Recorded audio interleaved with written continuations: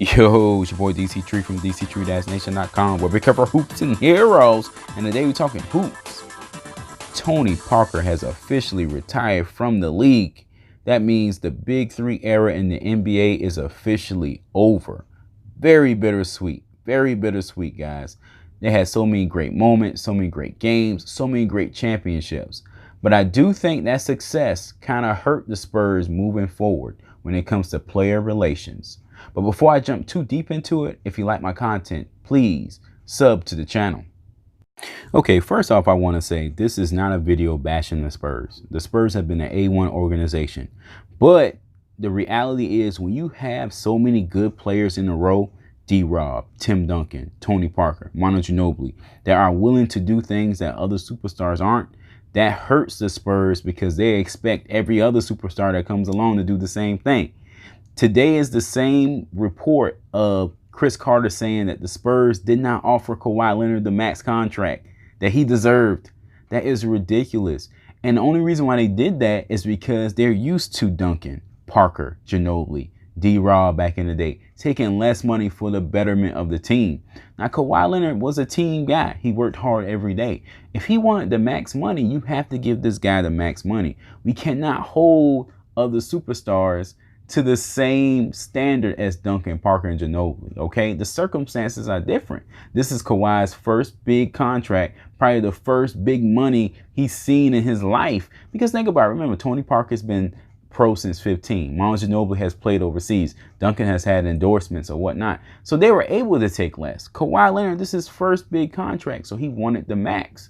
Now, you got to leave a little area for error. Maybe this story isn't true, but my man Dusty Garza on Spurs Report, go check him out on Facebook. That's my dude. He reported the same thing months ago. So I got so many people saying the same thing. So it made me think of a great quote from The Dark Knight. Dark Knight Rises. You know, in the channel, we cover hoops and heroes. You hear me say it all the time. So I got to give you a nerd reference. One of the greatest quotes in The Dark Knight Rises is when Bane tells Batman, hey, victory has cost you your strength. You see what I'm saying? Peace has cost you your strength. Victory has defeated you. And I think the Spurs are kind of in that same boat. They had so much success with player relations, so many selfless stars that when they came across a star that just wanted to get paid exactly what he wanted to get paid, maybe he was a little bit of a diva, but that's the NBA. That's sports. You facilitate those guys. You suck up to those guys for the betterment of the team. They're not used to doing that. Popovich isn't used to doing that. And I think that hurt relations with Kawhi.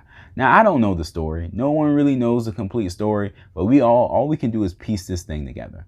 Kawhi just didn't become the Joker or become Lex Luthor overnight. I just don't believe that. So I'm pretty sure he probably did some weird things, or maybe he was uncle or whatever, but we can't just mark this guy as enemy number one. The Spurs had to do something with relations, which isn't far-fetched when you really think about it. If you're used to Tony Parker, Manu, Duncan taking less money, then you're going to expect the next superstar to take less money.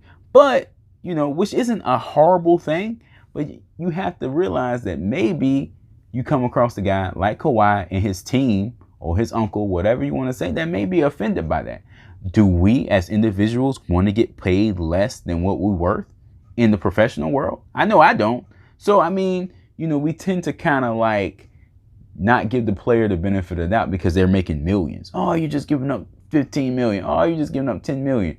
No, Kawhi deserves to get paid just like LeBron, just like these other superstars, just like Chris Paul, these guys. So, I mean, it's just a tough situation. So I think the Spurs' success over the years kind of hurt them. At the end of the day, it is what it is. The Kawhi situation is over. Hopefully, them boys can take out the Warriors. But right now, let's give props to Tony Parker. Hell of a career, man. I seen him live in Atlanta, about 5-6 years ago, and he was as fast as people said he was. And it was just a great experience, man. What a class act. What a great player, man. You will be missed. The game, owes you a great debt. All right, guys, that's it for this one. For more information on hoops, check out the main page, Dctree-Nation.com. Like us on Facebook. Don't forget to hit that sub button, guys. Help a brother out. Peace.